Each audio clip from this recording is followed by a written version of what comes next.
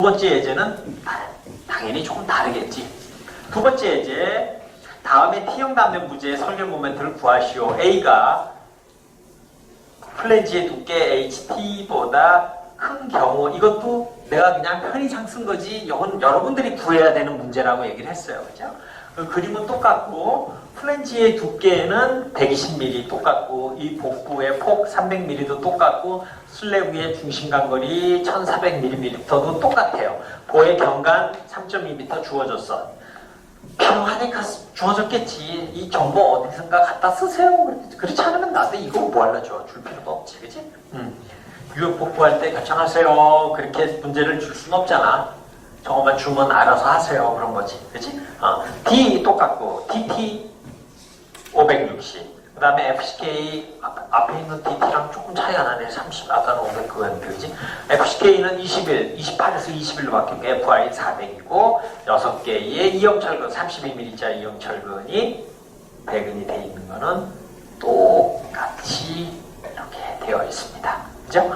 설계 모멘트를 구하세요. 이것도 마찬가지로 맨 처음에 해야 될 일은 유폭을 설정하고 가는 게 중요하지. 저 이렇게 길다란 이 형태에서 내가 어디까지는 나의 단면으로 간주해야 되는지에 대한 이 폭에 대한 정의를 우리가 먼저 하게 되는 거죠.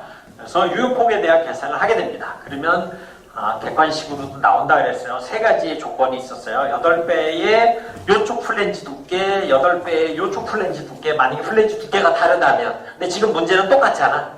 그 다음에 복부의 폭, 요거 더할까, 슬래브의 중심간 거리, 그 다음에 보의 경간, 즉 지간의 4분의 1, 요 세 개 중에서 제일 작은 값을 우리는 유효폭이라고 결정을 합니다. 그죠? 그리고 직사각형 블록의 깊이 A가 똑같이 여러분들한테 아까 안 물어본 것처럼 내가 물어볼게. A가 플랜지에 들어가는지 아니면 플랜지 밑으로 내려오는지를 결정할 수 있는, 안 그러면 시행착오를 반복을 해야 되는데 아주 결정적인 거는 어떤 게 있을까? 단서가. 직사각형 블록의 깊이 A가 있으면 그 C 이꼴 T에서 A는 0.85 FCK AB가 되잖아. C가. 그치?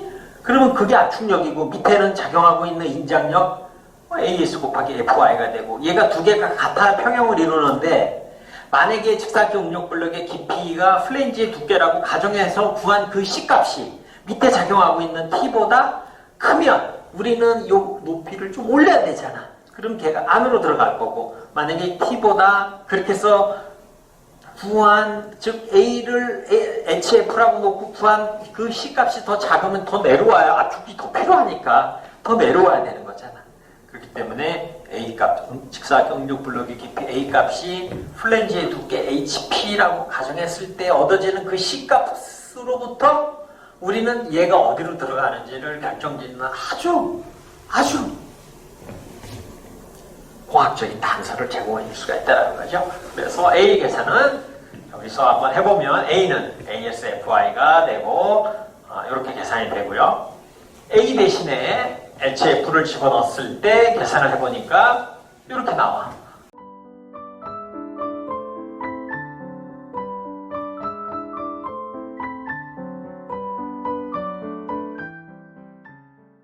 T가 더 커. 그러면 플랜지 안에 있는 요 압축력 갖고는 안 되는 거 아니야. 그러니까 외부 분으로 더 내려와야 압축력이 더 많아지지. 얘랑 평형을 이루려면.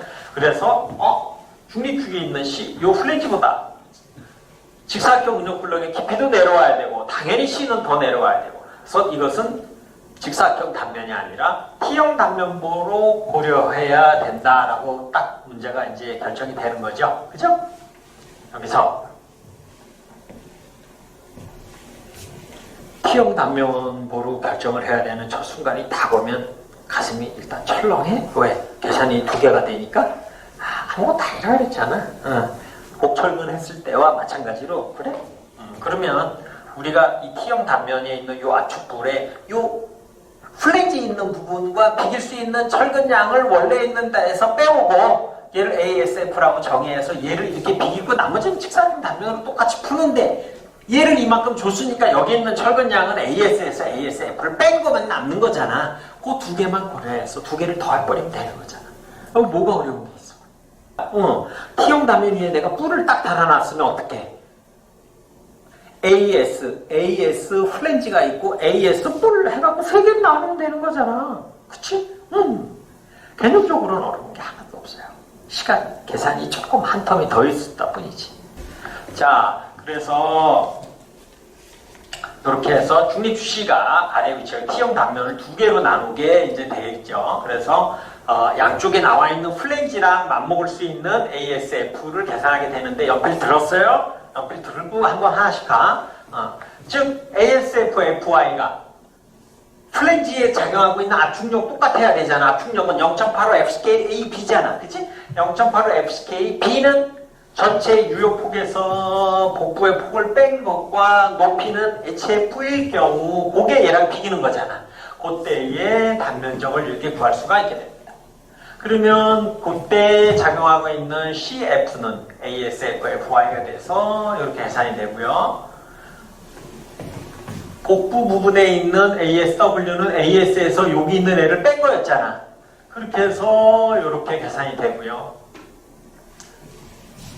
0.85 FCK ABW 되는 요는 이렇게 계산이 되는 건 이미 해왔고, 그래서 A 값을 계산해 보니까 155.9가 되고, 얘는 우리가 보고 있는 것처럼 직사각형 블록의 깊이가 당연히 플랜지의 두께보다 커진다는 것을 알 수가 있습니다. 그러니까 이런 문제가 나오면 관건은 어디에 있는 거야? 원래의 직사각형 단철근보에 그 기타로 붙어있는 애들은 추가로 우리가 커플을 만들어 끌고 오면 되는 거예요. 걔가 복철근이면 복철근으로 끌고 오면 되고, 복철근은 없는데 양쪽에 이렇게 플랜지가 있으면 걔를 압축력으로 생각해서 끌고 오면 되고, T형보의 압축력이 크니까 압축 면적이 크잖아. 압축철근은 필요 없다고 얘기는 하지만 압축철근이 들어가 있는 경우라면 커플 하나를 더 만들어 오면 되는 거지. 그치? 뿔이 있으면 뿔에 대한 커플을 하나 더 만들어 오면 되는 거고, 개념적으로 어려운 게 아니야. 그래서 여기까지 쭉 내려오는 과정에서 막 별로 어려움이 없었을 겁니다. 최소 철근량에 대한 검토는 해보면 거의 뭐 10배 이상 철근이 더 많이 들어갔지, 9배, 6, 8배. 이거 뭐 맨날 이런데 뭐하러 체크해요? 내가 똑같은 일을 계속 반복하잖아. 왜? 자의적으로 그렇게 생각하지 말라고. 그러니까 걔만 해볼 때마다 모든 경우가 다 그냥 10배 가까이 증가되는데 이거 뭐 안 해도 돼. 이런 생각하면 안 된다는 거지. 이 항목이 없음으로 해서 여러분들의 구조 계산, 설계 계산서는 부실한 계산서가 된단 말이지. 그러니까 형식적으로라도 넣어야 될 아이템들은 꼭꼭 넣어서 검토를 이렇게 해서 이렇게 오케이 하는 게 매우 중요한 거예요. 그 다음에 강도 감수 계수 결정 DT분의 C가 0.375. 이제 이거 어디서 나왔는지 알지? 얼마나 좋아. DT 문제에 주어졌잖아. 0.328, 0.375보다 작으니까 얘도 인장집의 단면이네. 그래서 0.8을 우리가 쓸 수 있게 되고, 설계 모멘트는 우리가 T형이었는데 두 개로 나눴었지. 하나는 플랜지가 만들어내는 커플 하나, 그 다음에 플랜지를 띈 복부가 만들어내는 커플 하나, 두 개였잖아. 그래서 계산을 해보면 플랜지가 만들어내는 CF D-2분의 F, 그 다음에 복부가 만들어내는 우리가 여지껏 해왔었던 직사각형 단철근 직사각형모에 대한 모멘트 저항 성능 두 개를 더하게 되면 이렇게 되고요.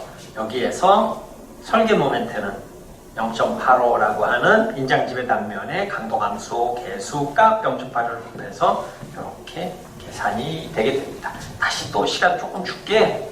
요거 한번 따져봐. 얘네는 첫 번째 커플 CF D-2분의 HF가 어서 왔지? 여기구나. 체크.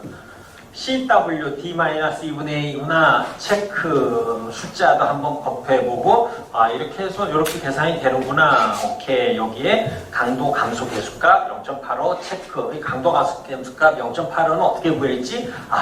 편하게 엡실론 이퀄 0.005보다 여기에서 DT분의 C, 즉 걔가 0.375보다 작은지 여부로 우리는 인장집의 단면을 검토했구나 라고 하는 것을 볼 수가 있게 됩니다. 그쵸? 글쎄요, 여러분 어땠어요?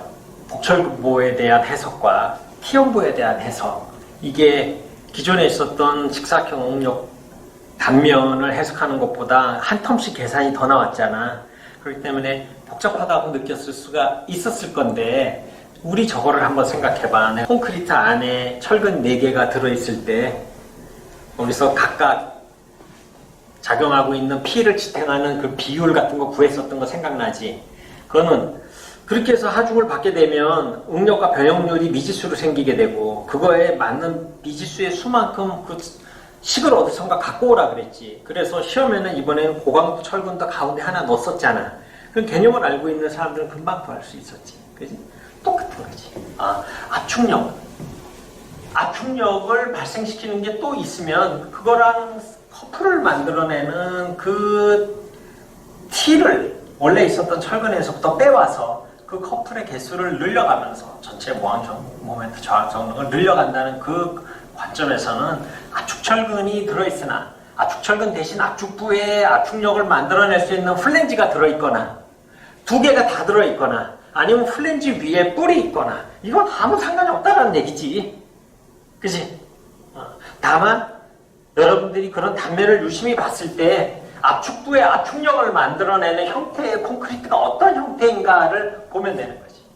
그래서 내가 이걸 직사각형 단면으로 푸는 거 말고 어떤 거를 고려해서 어떤 부분에 있는 것들을 얘랑 상실시켜야 될지 그런 것들을 고민하면 되는 거죠.